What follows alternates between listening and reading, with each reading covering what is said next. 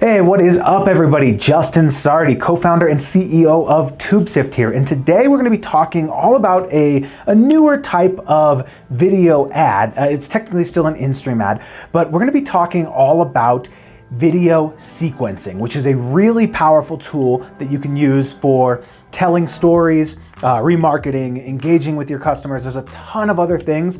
There are a ton of possibilities with this. It's a newer thing. Not a ton of people are using it. So I'm going to show you over the shoulder exactly how to set these things up and explain how to go about doing all of this. So let's go ahead and dive right in.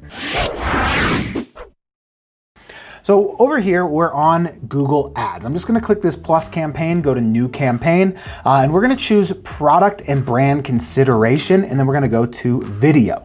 And down here, you can see either influence consideration or ad sequence. There's also shopping. So we're gonna choose ad sequence. And essentially what this is gonna let us do is show a series of skippable in-stream ads to viewers based on previous actions they've taken. These are really cool. And you can use bumper ads, all that good stuff as well, or a mix. So we'll click continue.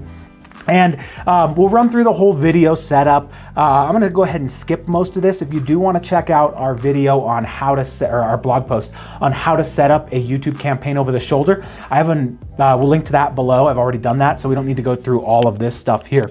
But essentially the important part is right here when you get to creating your video ad sequence steps, right? So each step is an ad group, essentially, and that ad group is going to be triggered based on specific things. So we'll start off by saying step one, new step, right?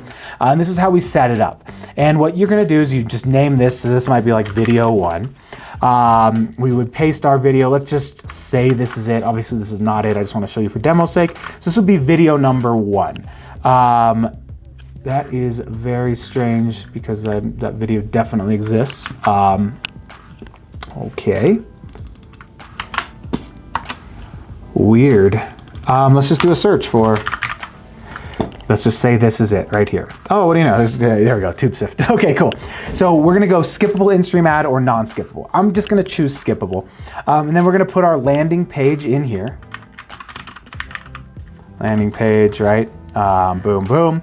We'll add the call to action, very important to do, like click here. It's gonna get you better results. And then, headline, right? We're gonna use our companion banner. I already have a few of these. You can create these in TubeSift as well. Whatever, we'll just toss that one up here. And you can kind of preview that ad, see what it's gonna look like, right? That is video number one. Then you target your bidding. So I have a target CPM, I believe is what it was set to at the top. I would actually probably change this, but anyway, we'll just throw a target CPM of whatever, like $30 or something like that.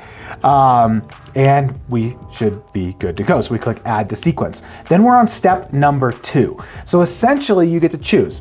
How do you want this shown? Do you want it shown to somebody who saw an impression, a view, or somebody who skipped?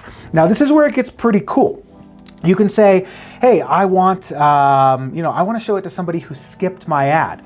And in that case, you could create your second video saying something like, I noticed you were watching videos about setting up a YouTube ad, and you skipped my ad where I was giving you a free training all about YouTube ads. Why'd you skip it? Something like that. You can get really creative with these things, and that'll really capture people's attention. They'll be like, hey, what the hell?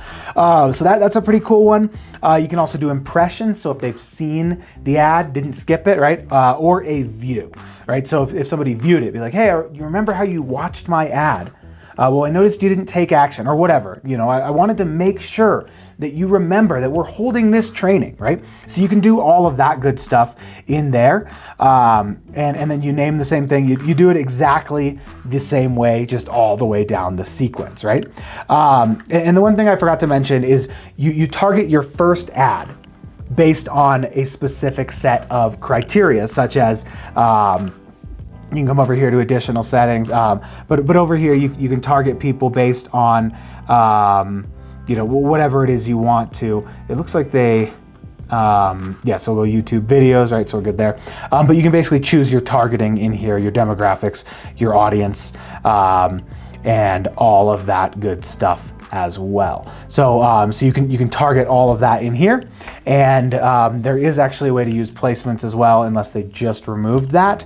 But it may be in one of the different settings. Maybe it's not under product and brand consideration.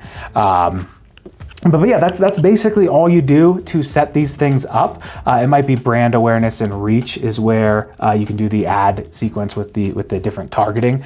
And this, you can change your bidding options as well, like max cost per view is what I would actually use for this. But since we skipped all of that, yeah, that's the thing there. So I wonder, it looks like they kind of took everything away and you can only target with audiences and demographics. So that's strange.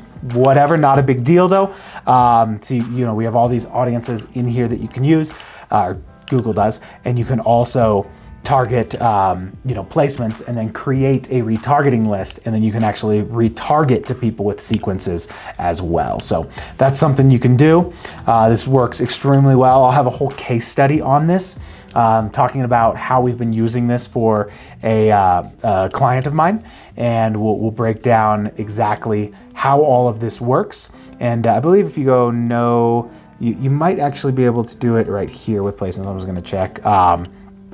It looks like they actually removed everything, so you can only target audiences and demographics right now with these particular ad sequences, which I'm not quite sure why they would have done that, but not a big deal. You can always use placement targeting, build up an audience of, say, people who have viewed your ad, viewed your video, one of those things. And like what I like to do is set up a, like I set up retargeting audiences of everybody who's viewed my ad. And when I'm targeting via placements, I know that those people have watched those videos, and then you can come over here to your audiences and you can actually target based on remarketing. And I actually have one in here of YouTube users, and here's like all my different ads, like anybody who has viewed the ad of me in the field, right? So boom, we add that, we're good to go, right? And yeah, it's kind of glitching out, showing 0, but whatever, not a big deal. So that's exactly how you go about setting up these ad sequencing ads. Very powerful things. You can get very creative with them, and they are clearly constantly making changes, because last time we set this up, we were actually able to target via placements. So they're constantly updating this, and yeah, I'll kind of try and keep you up to date on that. So that's it for me on this video. If you do have any questions, feel free to drop them below. If you're watching on YouTube, leave us a comment, please. Give us that thumbs up, subscribe to us, and you can always check out our additional blog posts at blog.tubesift.com. And you can always scoop a TubeSift license at tubesift.com and help get precision targeting for your YouTube ads. That's it for me on this one. Bye for now.